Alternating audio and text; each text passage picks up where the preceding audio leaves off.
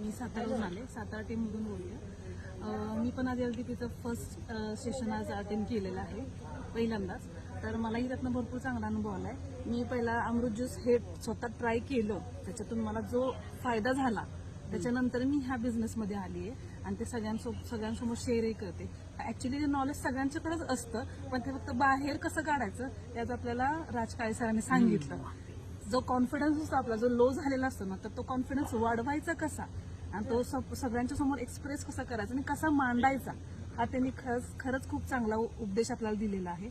आणि सगळं सांगायचं म्हटलं तर बिझनेस, पैसा आणि नाती हे सगळं कसं तुम्ही इक्वली हँडल करायचं याची सगळी त्यांनी साखळी व्यवस्थित आपल्याला समजून सांगितलेली आहे.